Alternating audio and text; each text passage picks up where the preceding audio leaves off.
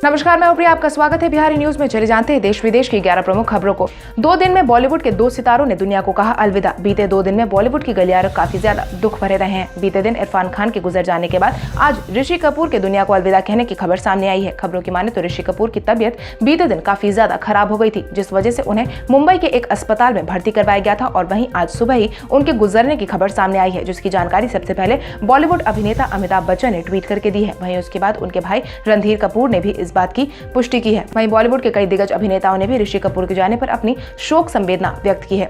बंद के बीच वापस घर जाएंगे अप्रवासी। कोविड-19 के बढ़ते असर के कारण हुए लॉकडाउन के कारण लाखों की संख्या में प्रवासी मजदूर, टूरिस्ट और स्टूडेंट्स जहां थे वहीं रह गए थे, लेकिन अब केंद्र सरकार ने इन सभी को वापस घर भेजने की तैयारी कर ली है, जिसके तहत केंद्र सरकार ने बीते दिन नई गाइडलाइंस जारी करते हुए इन सभी माइग्रेंट्स को होम टाउन भेजने के लिए स्क्रीनिंग से लेकर राज्य सरकार को और केंद्र को सलाह दे दी है, जिसके तहत गृह मंत्रालय ने सभी राज्यों में नोडल बॉडीज अपॉइंट करने, स्क्रीनिंग करने, इंटर स्टेट ट्रैवल करने के लिए बसों के परिचालन की अनुमति देने, साथ ही उन बसों का पूर्ण रूप से सैनिटाइजेशन करवाने के अलावा सीटिंग अरेंजमेंट की भी खास ध्यान रखने की अपील की है। इसके साथ ही गृह मंत्रालय ने यात्रा करने वाले सभी को आरोग्य सेतु ऐप को डाउनलोड करने की भी सलाह दी है।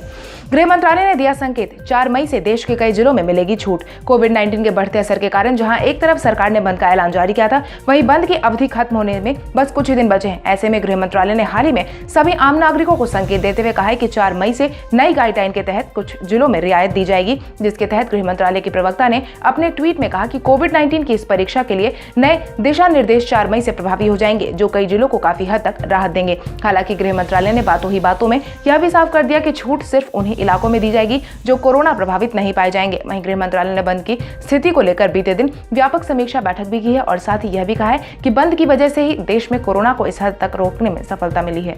राहुल गांधी, रघुराम राजन से अर्थव्यवस्था के गिरते स्तर को लेकर की चर्चा। कोविड-19 की वजह से पिछले 1 महीने में बंद का माहौल जारी है। देश में सब कुछ बंद पड़ा है, लोग घरों में रहने पर मजबूर हो गए हैं और यही कारण है कि अर्थव्यवस्था सड़कों पर आ गई है और जीडीपी की गति पूरी तरह से थम गई है। इसी को ध्यान में रखते हुए कांग्रेस नेता राहुल गांधी ने बीते दिन रिजर्व बैंक ऑफ इंडिया के पूर्व गवर्नर रघुराम राजन से चर्चा की है, जहां पर रघुराम राजन ने कहा कि इस वक्त गरीबों की मदद करना जरूरी है, जिसके लिए सरकार के करीब 65,000 करोड़ रुपए खर्च होंगे। रिजर्व बैंक के पूर्व गवर्नर ने कहा कि वैश्विक मंच पर भारत एक बड़ी भूमिका निभा सकता है। नए वर्ल्ड ऑर्डर में भारत का स्थापना बन सकता है। हम एक विभाजित समाज के साथ कहीं नहीं पहुंच सकते।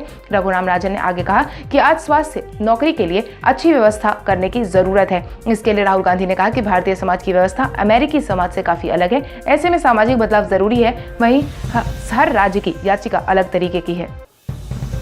केंद्रीय कर्मचारियों का आरोग्य सेतु ऐप डाउनलोड करना हुआ अनिवार्य। केंद्र सरकार ने अपने सभी केंद्रीय कर्मचारियों को बीते दिन अपने अपने मोबाइल फोन में आरोग्य सेतु ऐप को डाउनलोड करने को कहा है। उनसे कहा गया है कि कार्यस्थल पर आने से पहले इस बात का ध्यान रखें कि वह सुरक्षित है और कम प्रभावित श्रेणी में आते हैं। इसके लिए यह जरूरी है कि सभी कर्मचारी के बेहतर सुरक्षा को ध्यान में रखते हुए सभी दिशा निर्देशों का पालन करें। इतना ही नहीं, केंद्रीय कर्मचारियों को यह भी साफ कह दिया गया है कि सभी इस ऐप पर अपनी स्थिति एक बार चेक करने से परहेज न करें। यदि कर्मचारी हाल ही में किसी संक्रमित व्यक्ति के संपर्क में आए हैं, जिसके आधार पर ऐप पर उनकी स्थिति मध्यम या उच्च प्रभावित वाली दिखती है, तो उन्हें कार्यालय आने की जरूरत नहीं है। उन्हें 14 दिनों के लिए खुद को आइसोलेट कर लेना चाहिए, जब तक उनकी स्थिति सामान्य नहीं हो जाती। सिर्फ केंद्रीय कर्मचारी ही नहीं, प्रधानमंत्री नरेंद्र मोदी ने भारत के हर नागरिक को इस ऐप को डाउनलोड करने की अपील की थी।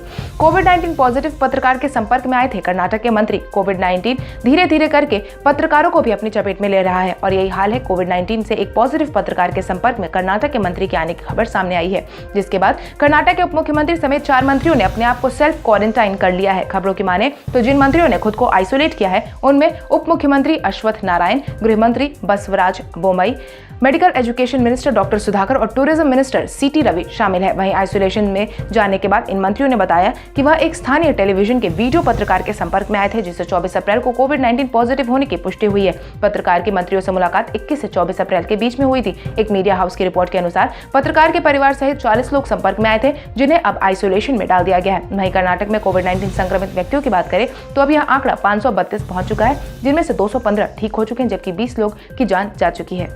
राजस्थान के मुख्यमंत्री अशोक गहलोत ने विशेष ट्रेन के परिचालन की दी सलाह। अप्रवासी लोगों के परिचालन को लेकर राजस्थान के मुख्यमंत्री अशोक गहलोत ने बीते कुछ समय से काफी सक्रिय नजर आ रहे हैं, जिसके तहत वह लगातार राजस्थान में फंसे सभी लोगों को उनके राज्य वापस भेजने की पहल को तेज कर रहे हैं। वहीं अब केंद्र सरकार द्वारा जारी किए गए फैसले का उन्होंने स्वागत करते हुए कहा है कि प्रवासियों को सकुशल उनके घर पहुंचाने के लिए राजस्थान सरकार ने एक व्यवस्थित एवं शुभम प्रक्रिया के तहत ऑनलाइन पंजीकरण की व्यवस्था की थी, जिसमें बीते रात तक करीब 6,35,000 श्रमिकों एवं प्रवासियों ने अपना पंजीयन करवाया था। वहीं इन सभी के आवागमन के लिए विशेष ट्रेन के संचालन का भी उन्होंने सुझाव दिया है। साथ ही यह भी कहा है कि लंबी दूरी को देखते हुए विशेष ट्रेन का संचालन किया जाना कामगारों के सुरक्षित घर लौटने का व्यावहारिक समाधान होगा। हालांकि केंद्र सरकार ने अशोक गहलोत के इस मांग पर अभी कोई जवाब नहीं दिया है।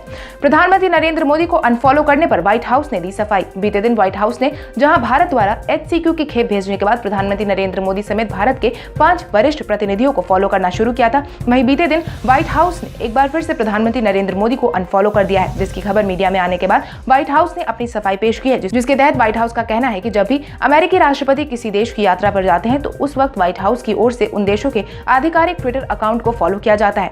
फरवरी के आखिरी वक्त में जब डोनाल्ड ट्रंप भारत आए थे, तभी व्हाइट हाउस ने प्रधानमंत्री नरेंद्र मोदी समेत अन्य ट्विटर हैंडल को फॉलो किया था। व्हाइट हाउस सिर्फ अमेरिकी सरकार से जुड़े ट्विटर हैंडल को फॉलो करता है, लेकिन राष्ट्रपति किसी देश में विजिट करने के दौरान उस देश के प्रमुख को फॉलो किया जाता है। यह एक रूटीन प्रोसेस है जिसे किसी को राजनीतिक रूप देने की जरूरत नहीं है।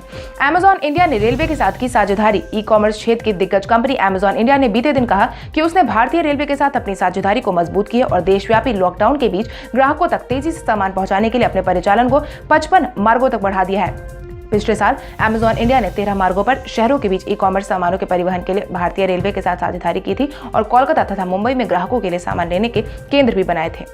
आरोग्य सेतु ऐप को अब मोबाइल में इनबिल्ट करने की तैयारी में है मोदी सरकार। कोविड-19 के बढ़ते असर को देखते हुए केंद्र सरकार ने बीते दिन सभी आम नागरिकों से बार-बार आरोग्य सेतु ऐप को डाउनलोड करने की बात कही थी। वहीं अब खबरों की माने तो प्रधानमंत्री नरेंद्र मोदी ने इस ऐप को सभी मोबाइल फोन्स में इनबिल्ट करने की तैयारी करने का आदेश जारी किया है, जिसकी जानकारी केंद्रीय सूचना प्रौद्योगिकी एवं दूरसंचार मंत्री रविशंकर प्रसाद ने दी है। उन्होंने कहा कि इससे आरोग्य सेतु ऐप को बढ़ावा देने में मदद मिलेगी, साथ ही कोविड-19 को रोकने में भी काफी मदद हासिल होगी और यही कारण है कि उन्होंने मोबाइल उत्पादक कंपनियों से हर मोबाइल में आरोग्य सेतु ऐप को इनबिल्ट उपलब्ध करवाने के साथ ही फीचर फोन में भी इसकी सेवा देने का संभावना पर विचार विमर्श किया है। आज है रोहित शर्मा का जन्मदिन। भारतीय टीम के शानदार बल्लेबाज रोहित शर्मा का जन्मदिन है। रोहित शर्मा 30 अप्रैल 1987 को नागपुर में जन्मे थे। वहीं आज वह 33 साल के हो गए हैं। रोहित शर्मा ने मीडिया के मुख्य बल्लेबाजों में से एक है। पिछले कई सालों से वह सलामी बल्लेबाज की भूमिका निभा रहे हैं, जिसमें वह काफी सफल भी हुए हैं। दाएं हाथ के बल्लेबाज रोहित शर्मा ने साल 2007 में इंटरनेशनल क्रिकेट में कदम रखा। उन्हें कई बार टीम के बाहर होना पड़ा था। कहा जाता था कि यह बल्लेबाज लगातार परफॉर्म नहीं करता है। उस वक्त रोहित को ओपनिंग भी नहीं मिली थी, मगर जब वह सलामी बल्लेबाज बने फिर उन्होंने पीछे मुड़कर नहीं देखा। इतना ही नहीं, इंटरनेशनल क्रिकेट में रोहित शर्मा ने 10,000 से ज्यादा रन बनाए हैं। साथ ही रोहित के खाते में कई विकेट भी दर्ज हुए हैं। आपको बता दें, 2 टेस्ट में रोहित ने 2 विकेट, वनडे में 8 और T20 इंटरनेशनल मैच में 1 विकेट चटके हैं। तो चलिए बढ़ते हैं आज के सवाल की। और आज का सवाल कुछ इस प्रकार है, आपके अनुसार ऋषि कपूर की कौन सी फिल्म सबसे ज्यादा बेहतरीन नहीं है? अपने जवाब हमें कमेंट करके जरूर बताएं। इसके साथ ही आज के लिए बस इतना ही। देश विदेश की तमाम बड़ी खबरों से जुड़े रहने के लिए हमारे YouTube चैनल को सब्सक्राइब करें और बेल आइकन दबाना ना भूलें। धन्यवाद।